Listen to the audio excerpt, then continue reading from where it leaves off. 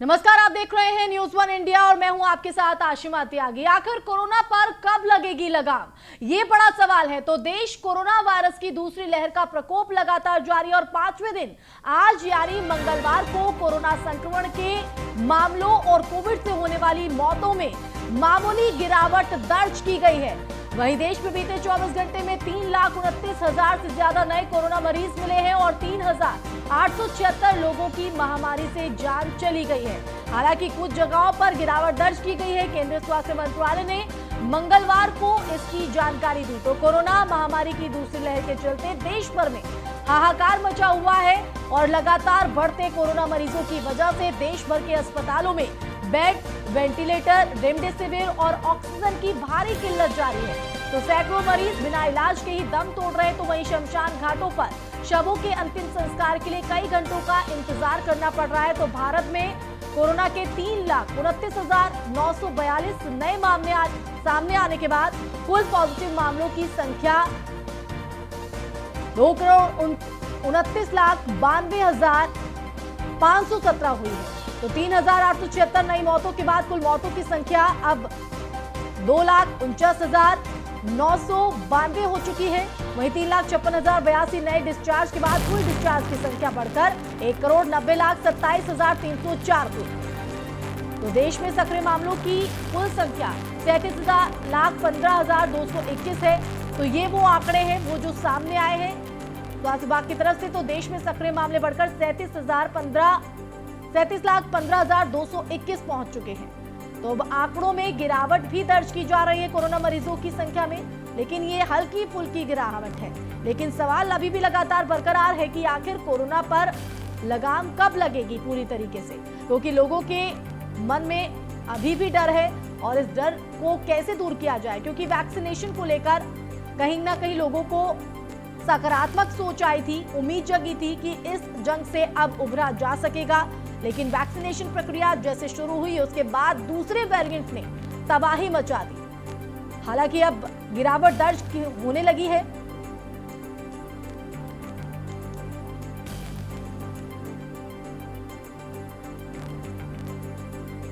Corona की दूसरी लहर का प्रकोप लगातार जारी है। तो अब गिरावट भी दर्ज है, लेकिन सवाल ये कि पूरी तरीके से कोरोना पर आखिर कब लगाम लगेगी। तो देश में कोरोना संक्रमितों की संख्या अब घटती जा रही है। कोविड से मरने वालों की संख्या 2,49,992 पहुंच चुकी है।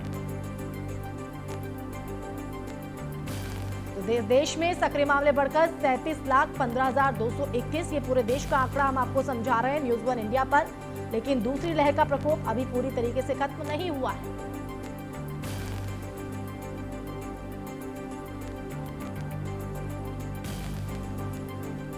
तो जिस तरह की स्थिति है उस स्थिति के बीच अब अच्छी और राहत भरी खबर भी, लेकिन ये हल्की फुल्की ही सही। लेकिन सवाल ये है कि आखिर पूरी तरीके से कोरोना की दूसरी लहर पर लगाम कैसे लग पाएगा और धरातल पर क्या कुछ स्थिति है, वही समझने की कोशिश करेंगे हमारे संवाददाता से। रायपुर से हमारे साथ सतीश बोथ स्टेट हेड जुड़ गए हैं, तो वहीं ऋषिकेश से संवाददाता संजय शर्मा, तो वहीं दिल्ली से संवाददाता गुलशन सैफी और नीलेश चौहान लखनऊ से हमारे साथ जुड़ गए हैं और जानने की कोशिश करते हैं कि धरातल पर किस तरह का माहौल जो है कोरोना को लेकर देखा जा रहा है।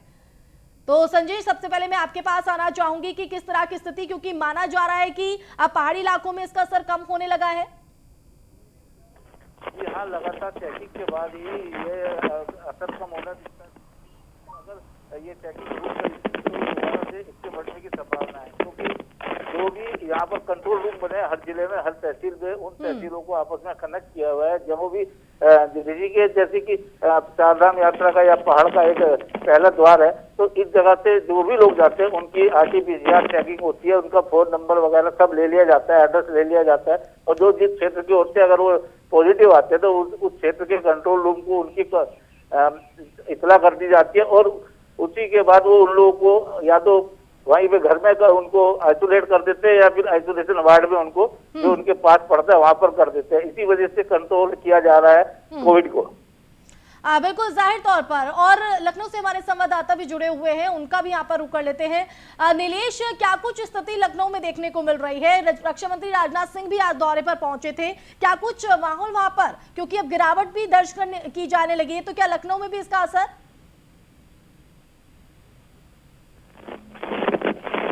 नीलेश, आप सुन पा रहे हैं? तो लगता है आवाज राजधानी लखनऊ में अब कोरोना का संक्रमण जो पैर पसार रहा था, अब उस पर लगाम लगती हुई नजर आ रही है। रक्षा मंत्री राजनाथ सिंह की अगर हम बात करें तो रक्षा मंत्री राजनाथ सिंह ने आज लखनऊ का दौरा किया है और सबसे अहम बात रही है कि एचएएल और उत्तर प्रदेश सरकार की मदद से जो हज हाउस के अंदर कोविड अस्पताल बनाया गया उसका उन्होंने इनॉग्रेशन किया है, लोकार्पण किया है। 250 बेडों का ये अस्पताल है जो जहां पर 25 वेंटिलेटर बेड भी बनाए गए हैं। तो कहीं ना कहीं ये कहा जा सकता है कि उत्तर प्रदेश की राजधानी में जिस तरीके से बीते दिनों बेडों की किल्लत देखने को मिली थी, ऑक्सीजन की किल्लत थी और वेंटिलेटर बेडों की भारी दिक्कत आ रही थी, उस कमी को दूर करने का प्रयास उत्तर प्रदेश सरकार और रक्षा मंत्रालय की तरफ से किया गया है। उसके अलावा अगर हम बात करें डीआरडीओ की तरफ से जो 500 बेडों का अस्पताल बनाया गया, वहां पर भी रक्षा मंत्री राजनाथ सिंह गए। इस दौरान रक्षा मंत्री और मुख्यमंत्री की आपस में बातचीत हुई है और साफ तौर पर यह चर्चा की गई है कि उत्तर प्रदेश में बढ़ते हुए कोरोना के संक्रमण को रोकने के लिए और क्या बेहतर उपाय किए जा सकते हैं। तो मुख्यमंत्री योगी आदित्यनाथ ने साफ तौर पर यह कहा था कि उत्तर प्रदेश में जिस तरीके से तमाम जनपदों से जो शिकायतें आई कि अस्पतालों में ऑक्सीजन की कमी है, भविष्य में उस ऑक्सीजन की कमी को रोका जा सके और कहीं किसी अस्पताल में ऑक्सीजन की कमी की शिकायत ना आए, तो उसको लेकर रहे हैं कि कहा तो जा रहा है, दावे तो किए जा रहे हैं, लेकिन हकीकत क्या है, धरातल पर असर दिख रहा है? देखिए, बिल्कुल राजधानी समेत अगर हम पूरे उत्तर प्रदेश की बात करें तो उत्तर प्रदेश में जिस तरीके तेजी से आंकड़ा कोरोना का बढ़ा था वो तेजी से गिरता हुआ नजर आ रहा है। धरातल की बात करें तो अब अस्पतालों में भरपूर मात्रा में बेड उपलब्ध है, ऑक्सीजन उपलब्ध है। उसके अलावा 300 नए ऑक्सीजन प्लांट लगाने के उत्तर प्रदेश सरकार ने आदेश दिए थे। विभिन्न जनपदों में वो प्लांट बनाए जा रहे हैं, जल्द ही वो प्लांट बनकर तैयार हो जाएंगे ताकि भविष्य में ऑक्सीजन की कमी उत्तर प्रदेश में ना होने पाए। ये ऑक्सीजन प्लांट संकट मोचन के रूप में काम करेंगे। उसके अलावा अगर हम उत्तर प्रदेश सरकार की बात करें तो उत्तर प्रदेश सरकार ने तमाम बड़े और अहम फैसले उस समय लिए हैं जब पूरा प्रदेश कोरोना संक्रमण काल से गुजर रहा था, चाहे वो प्राइवेट कर्मियों के लिए उनके लिए लिए गए उत्तर प्रदेश के मुख्यमंत्री के फैसले हों या फिर सरकारी कर्मचारियों के लिए लिए गए फैसले हों। उत्तर प्रदेश में जिस तरीके से ग्रामीण इलाकों में आशंका जताई जा रही थी कि पंचायत चुनाव के बाद वहां पर कोरोना बम फूटेगा, सरकार ने वहां पर भी व्यापक पैमाने पर इंतजाम कराए। 24 घंटे हम आंकड़ों को देखें तो 2224 लोगों का ग्रामीण इलाकों में टेस्ट कराया गया, जिनमें से महज 4 लोग ही कोरोना पॉजिटिव निकले। ये सरकार के लिए और ग्रामीण क्षेत्रों के लिए बहुत राहत भरी खबर है। कोरोना के केसेस जो है वो घट रहे हैं, लेकिन अभी भी ध्यान देने की और सतर्कता बरतने की बहुत जरूरत है। दिल्ली से भी हमारे संवाददाता जुड़े हुए हैं और उनका भी रुख कर लेते हैं। गुलशन सफी, जिस तरह से स्थिति है नकारात्मक दौर में, अब सकारात्मक खबरें भी सामने आने लगी है। कोरोना संक्रमित मरीजों की जो केसेस है वो घट रहे हैं। दिल्ली की बात करें, सबसे ज्यादा कहर यहां पर बरपा है, तो वहां पर क्या कुछ हालात? आपने बिल्कुल सही कहा कि जो दिल्ली की स्थिति थी वो अगर बनिस्पत सभी राज्यों में तुलनात्मक देखें तो दिल्ली लगातार दूसरे नंबर पर बनी हुई थी। तमाम कोरोना के जो मामले थे वो अपने आप में रिकॉर्ड तोड़ रहे थे, चाहे वो नए केस हो या फिर वो पुराने संक्रमित लोगों का मामला हो या फिर मौतों का मामला हो। दिल्ली में तमाम तरह के रिकॉर्ड टूट रहे थे कोरोना को लेकर, चारों तरफ तराई थी। लेकिन अब बनिस्पत अगर 26 अप्रैल और बनाम 10 मई की हम बात करें, 11 मई की, तो निश्चित रूप से दिल्ली ने कोरोना को हराने की ओर एक दिशा में कदम बढ़ा दिया है। आंशिक रूप से जी तो सतीश का नतीजे पर पहुंच गई है, जिसकी वजह से 36.34% के दर से घटकर आज दिल्ली 17.74 के आंकड़े पर पहुंच चुकी है। और वहीं बेडों की जो खाली संख्या वो भी बढ़ने लगी है। करीब 4000 के करीब बेड है जो दिल्ली के अस्पतालों में इस वक्त खाली पड़े हैं, जो करीब पहले अगर हम देखें तुलनात्मक करें तो 166 बेड ही दिल्ली में खाली रह गए थे इलाज के लिए। लेकिन आज वही संख्या बढ़कर, क्योंकि ये जो एक्टिव केस है इनकी संख्या कम है और लगातार कम हो रही है। बिल्कुल लौटूंगे आपके पास गुलशन, आपके पास लौटेंगे, लेकिन रायपुर से हमारे साथ सतीश बोध भी जुड़े हुए हैं। सतीश, वहां पर किस तरह की स्थिति देखने को मिल रही है, क्योंकि अब जो है कोरोना के केसेस में गिरावट देखी जा रही है, रायपुर में किस तरह की स्थिति? आपको बता दें, छत्तीसगढ़ के राजधानी रायपुर में राज्य सरकार के लिए और जिला प्रशासन के लिए एक राहत भरी खबर है, क्योंकि लगातार जो मामले कम हो रहे हैं इससे प्रशासन और राज्य सरकार राहत की सांस ले। लेकिन अगर अभी जिस प्रकार राज्य सरकार और जिला प्रशासन ने जो व्यवस्था बनाकर रखी, अगर इन व्यवस्थाओं को लगातार बदस्तूर जारी रखे तो जो तीसरी लहर की हम बात करें तो तीसरी लहर यहाँ छत्तीसगढ़ में नहीं पहुंचेगी। लेकिन कहीं ना कहीं देखा जा रहा है जिस प्रकार छत्तीसगढ़ में लॉकडाउन लगाया गया है पिछले 1 माह से, तो लॉकडाउन में जिस प्रकार कलेक्टर ने छूट दी है, लेकिन उसके जो छूट का मिसयूज लोग कर रहे हैं और लोग घर से बाहर निकल रहे। हमारे पीछे आप देख रहे होंगे लगातार चेकिंग पुलिस के द्वारा चीज की जा रही है। आप देख रहे होंगे। सतीश, आप कुछ दिखाना चाह रहे हैं, आप दिखाइए क्या कुछ माहौल वहां पर देखने को मिल रहा है। जैसे कि आप बता रहे हैं कि लोग मिसयूज कर रहे हैं इस छूट का, तो आप दिखाइए क्या स्थिति है वहां पर। जी, मैं आपको बता रहा हूँ, देखिए हमारे पीछे जो बेवजह घर से निकल रहे, पुलिस लगातार उन पर दबिश दे रही है, लगातार उन पर चालानी कार्रवाई कर रही है। हम आपको वहां तक ले चलते हैं और ये देखने में आ रहा है कि पुलिस प्रशासन के जो दबाव के बाद भी, पुलिस प्रशासन के कार्रवाई के बाद भी लोग लगातार घूम रहे हैं। आप हम दिखा रहे हैं, लगातार यहाँ पर चालानी कार्रवाई कर रहे हैं हम आपको। और बिल्कुल सतीश, ये सिर्फ लोग जिस तरह से मनमानी पर उतरे हुए हैं, प्रशासन की ये जिम्मेदारी नहीं है कि इस लड़ाई में लड़ना है, बल्कि लोगों की भागीदारी की भी जरूरत है।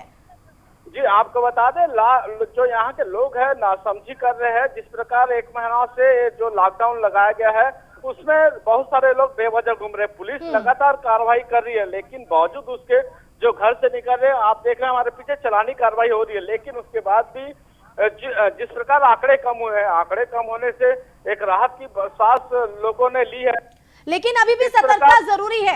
गुलशन, मैं आपके पास आना चाहूंगी। जैसा कि आप बता रहे हैं कि दिल्ली में कई अस्पतालों में अब बेड भी खाली होने लगे हैं, जहां बेडों को लेकर, चाहे वो ऑक्सीजन को लेकर मारामारी हो, वो दिखाई दे रही थी, लेकिन अब उसमें कमी जरूर आ रही है। लेकिन सतर्कता अभी भी जरूरी है।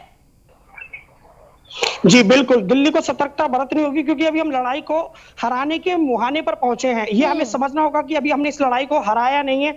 मैं आपको बता दूं कि जब कोविड काल सीजन 2 शुरू हुआ था, उस वक्त दिल्ली में 21,000 करीब संख्या थी बेडों की, लेकिन अब वो बढ़कर करीब 22,935 हो चुकी है। और अगर हम पेंडेमिक टाइम में तुलनात्मक देखें तो करीब 166 बेड एक समय में हमारे पास बचे थे इलाज के लिए, लेकिन आज वही बेड बढ़कर, खाली बेडों की संख्या, जो वैकेंट बेड है उसकी संख्या बढ़कर 3,683 हो चुकी है।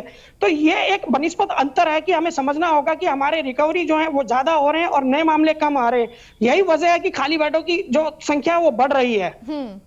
बिल्कुल, जाहिर तौर पर नीलेश, मैं आपके पास आने चाहूंगी। यूपी में 24 घंटे में 29,358 लोग ठीक हुए हैं। ऐसे में सकारात्मक स्थिति जो है वो कहीं ना कहीं आंकड़े जाहिर करते हैं कि अब हम कहीं ना कहीं इस मुहाने पर पहुंच गए, जैसा कि गुलशन सैफी ने भी कहा है। लेकिन स्थिति जिस तरह की अभी बनी हुई है, ऐसे में ये जो स्थिति यहाँ पर आई है सकारात्मक, ये ऊंट के मुंह में जीरा जैसी है। अभी फिलहाल लोगों को समझना होगा, सतर्कता अभी भी बेहद जरूरी। देखिए, बिल्कुल अगर हम उत्तर प्रदेश की राजधानी लखनऊ की बात करें तो लखनऊ के लोगों को और उत्तर प्रदेश की जनता को इस समय विशेष सतर्कता बरतने की जरूरत है, क्योंकि उत्तर प्रदेश में ईद का त्यौहार बड़े व्यापक पैमाने पर लोग मनाते हैं। खासतौर पर अगर हम राजधानी की बात करें तो राजधानी नवाबों की नगरी के रूप में जानी जाती है और ईद का त्यौहार यहाँ बड़े जश्न के साथ मनाया जाता है। हालांकि तमाम मुस्लिम धर्मगुरु लगातार ये अपील कर रहे हैं कि ईद के त्यौहार पर 2 गज की दूरी बनाए, किसी से गले ना मिले, किसी से हाथ ना मिलाएं, और जो नमाज होती है वो भी अपने घरों में एकांत में अदा करें और अल्लाह का सजदा करें, ताकि लखनऊ से कोरोना जो है वो खत्म हो, उत्तर प्रदेश से खत्म हो। लेकिन उसके बावजूद भी अगर हम पुराने लखनऊ की बात करें तो पुराने लखनऊ में लॉकडाउन का बिल्कुल असर नजर नहीं आ रहा। लोग शटर गिराकर अपना बिजनेस चला रहे हैं, दुकानों से कपड़े की खरीदारी की जा रही है। ये जरूरत है, ये इस पर सरकार रोक नहीं लगा सकती, जिला प्रशासन रोक नहीं लगा सकता। इस पर रोक अगर लगाना चाहती है तो जनता लगा सकती है। अगर उसको खुद की जान की सलामती प्यारी है, अपने परिवार की जान सलामत चाहते हैं, तो सरकार के साथ उनको खुद को भी अब मजबूत करना पड़ेगा। खुद को भी जो कोविड की गाइडलाइन है, WHO के जो निर्देश है, उसका पालन करना पड़ेगा। अगर वो पालन नहीं होता है तो जो इस समय आंकड़े लगातार राजधानी में गिरे हैं, उत्तर प्रदेश में गिरे हैं, मिलकर ही लड़नी होगी, तभी इससे उभरा जा सकता है। संजय, आपका रुख करना चाहूंगी। जैसा कि आप कह रहे हैं कि पहाड़ों पर अब जो असर है वो कम दिखाई दे रहा है, क्या यही वजह है? क्योंकि अभी हाल ही में केंद्रीय स्वास्थ्य मंत्रालय ने कोरोना के ताजा हालातों को लेकर मीडिया से मुखातिब हुए हैं, और जैसे कि उत्तराखंड की अगर बात करें तो RT-PCR टेस्ट जरूरी था, अब इसको लेकर नई गाइडलाइन जारी की गई है। RT-PCR टेस्ट कराना जरूरी नहीं होगा अब प्रदेश में दाखिल होने के लिए। नहीं, अभी ऐसी कोई गाइडलाइन नहीं आई है कि जो RT-PCR की रिपोर्ट लेकर आनी बहुत जरूरी है अभी भी। क्योंकि अगर बात करें ऋषिकेश की तो ऋषिकेश एम्स में आज भी जगह खाली नहीं है। और क्योंकि ऋषिकेश एम्स में सिर्फ ऋषिकेश या उत्तराखंड के लोग नहीं है, आसपास के प्रदेशों के लोग भी यहाँ पर काफी सारे हैं और यहाँ पर बिल्कुल भी बेड खाली नहीं है। और जो RT-PCR की बात करें तो RT-PCR बहुत जरूरी है और जितने भी लोग पहाड़ों पे जाते हैं उनकी भी RT-PCR होती है। अगर कोई बाहर से आता है उसकी भी RT-PCR होती है, क्योंकि कोई भी जो पहाड़ों पे अगर ये कोरोना फैला है तो उसकी मेन बात यह है कि जो लोग प्रवासी थे, जो लोग अपने घर पे लौटे हैं, उन लोगों को कोरोना की कई शिकायत और रही इसकी है। भी एहतियात जरूरत है, क्योंकि अभी दूसरी लहर ने इस तरह की तबाही मचाई है। अभी तीसरे वेरिएंट को लेकर भी लोगों के मन में डर है, तो ऐसे में एहतियाती बरतना बहुत जरूरी है। यहाँ सतीश आपका रुख करना चाहेंगे। आपके पीछे हम प्रशासनिक अधिकारियों को देख रहे हैं जो लगातार जो बेवजह लोग घरों से बाहर निकल रहे हैं उनके चालान काट रहे हैं। हम चाहेंगे कि आप उनसे बात करने की कोशिश करें कि आखिर ये जो मनमानी लोग कर रहे हैं उसके पीछे क्या वजह है, कितनी बड़ी वो चुनौती इसको देख रहे हैं।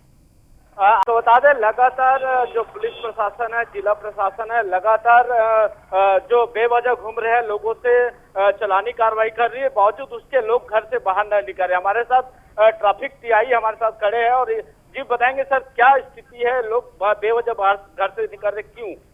बहुत सारे लोग घूम रहे हैं जिनके पास नहीं है, उनकी कार्रवाई कर रहे हैं हमारे वरिष्ठ अधिकारियों के आदेशानुसार। अब तक कितनी कार्रवाई आपने की और क्या समझाइश दे रहे लोगों को? लोगों को बस यही समझाइश दे रहे हैं कि फोकट के घर से ना निकले बिना मतलब के और समय पे हर चीज कर लें जो मिली है उस समय पे। जी क्या आप बताएंगे जिस तरह का छूट आप लोगों को मिली है और कितने बजे से कितने बजे तक छूट है? 2 बजे तक किराना सामान की है उसमें कर रहे हैं सब्जी भाजी वाले सभी लोग अब 2 बजे तक।